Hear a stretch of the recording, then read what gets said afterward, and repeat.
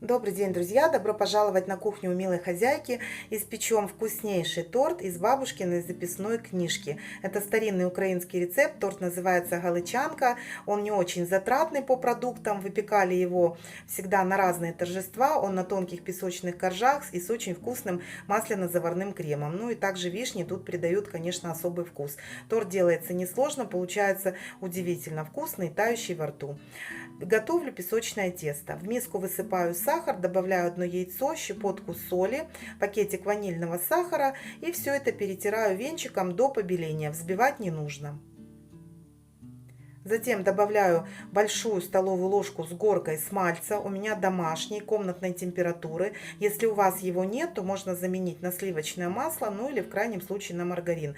Тоже должны они быть мягкими, комнатной температуры. Затем я добавляю молоко, тоже не холодное, снова перемешиваю. И затем в два этапа буду просеивать муку. Соединяю ее с разрыхлителем, просеиваю примерно половину, замешиваю тесто венчиком, пока это возможно. Ну а затем уже буду руками. Просеиваю вторую часть муки и собираю тесто в один комок быстро, долго не вымешиваю. Думаю, все вы знаете, что песочное тесто не любит, чтобы его долго вымешивали. Достаточно, чтобы все продукты объединились.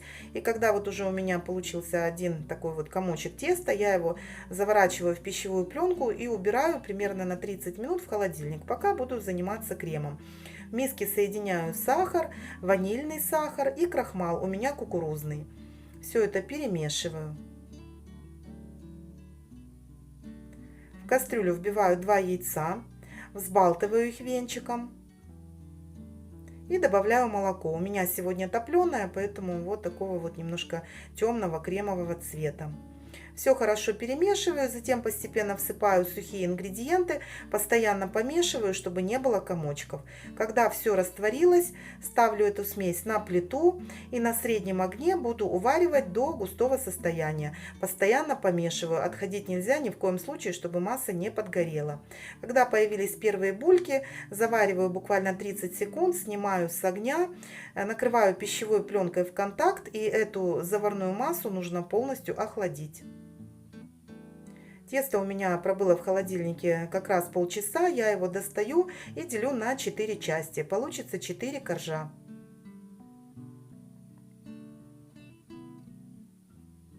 Каждую часть теста я раскатываю на отрезки пергамента. Затем перекладываю в форму, в которой буду выпекать, и уже здесь руками распределяю по форме так, чтобы корж был ровный. Духовка у меня разогрета на 160 градусов, выпекаются коржи 10-15 минут до легкой золотистости. Обязательно следите, чтобы они не перепеклись. Сразу же снимаю корж с противня и кладу вторую заготовку, и таким образом я выпекаю все 4 коржа. Вот такие тоненькие они получаются, на первый взгляд довольно сухие, но потом, когда торт постоит в холодильнике вместе с кремом, он будет неимоверно нежный. Как видите, заварная часть крема у меня уже остыла и загустела. Заранее нужно достать сливочное масло из холодильника, оно должно быть мягким. Я его взбиваю до побеления и затем по 1 столовой ложке добавляю заварную основу, ну, пока она вся не закончится. И таким образом я делаю масляно-заварной крем. Сразу все выкладывать не стоит, а именно вот таким образом по 1 ложке, и тогда крем получится однородный, равномерный, очень пышный. Посмотрите, какой он получается, воздушный. Когда он постоит в холодильнике, то станет более стабильным. Собираю торт. На дно немножко наношу крема, чтобы коржи не ездили. Выкладываю первый корж и примерно крем так распределяю, чтобы мне хватило на 4 коржа. И немножко так, чтобы я еще могла промазать бока тортика. Ну, кладу вот прям прилично так, приличную часть крема. Распределяю ровным слоем.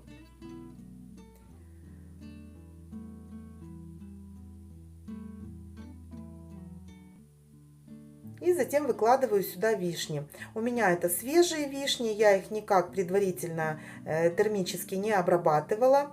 Когда такой торт я, к примеру, выпекаю зимой, то использую консервированные или замороженные. Ну и вот таким образом собираю крем, тут уже все как всегда, собираю торт, вернее, простите.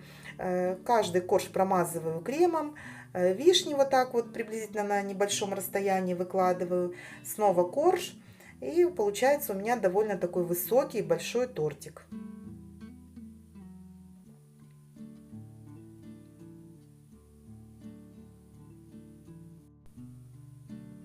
Выкладываю последний корж, и так, чтобы верх торта был ровный, я корж перевернула. Ставлю сверху доску, потом любой пресс и оставляю на 30-40 минут при комнатной температуре, чтобы торт успел пропитаться. В кастрюле я соединяю, поломала одну шоколадку вместе с растительным маслом, ставлю на водяную баню и все это перемешиваю до растворения. Получается у меня такая глазурь, которой я буду украшать верх тортика. Вот доску я убрала, и как видите, у меня верхний корж немного треснул, но ничего страшного, сейчас мы все глазурью поправим, видно, ничего не будет. Я также промазала выделившимся кремом бока тортика и теперь украшаю глазурью. Выливаю ее сразу всю, распределяю ложкой, и так, чтобы какие-то огрехи торта скрыть, я буду использовать такой зубчатый шпатель, у меня есть волшебный, которым вот такой вот, которым я наношу разные рисунки, и все прекрасно скрывается. Я не мастер украшения тортов, пеку для себя, для своих родных, близких, поэтому не всегда, конечно, у меня красиво это получается, как хотелось бы, хотя я стараюсь чему-то и учиться. Но вот так вот в повседневной жизни вот такие тортики, самое главное, что они вкусные, сделаны с любовью. Торт я поставила в холодильник на ночь, и с утра уже его можно разрезать и пробовать. Я, как правило, этот торт режу на порционные кусочки в виде пирожных, вот так бока срезаю, чтобы было ровно и красиво. И затем примерно вот такие порции нарезаю, и уже можно подавать к столу. Очень симпатично, как мне кажется, выглядит. Как вы успели заметить, что действительно торт несложный в приготовлении, и продукты для него нужны довольно простые. Он очень вкусный, я вам рекомендую попробовать. Уверена, что этот тортик прочно войдет тоже в вашу записную книжку, и вы будете его выпекать снова и снова. Жду ваших отзывов в комментариях. Всем мира, добра. Подписывайтесь на мой канал.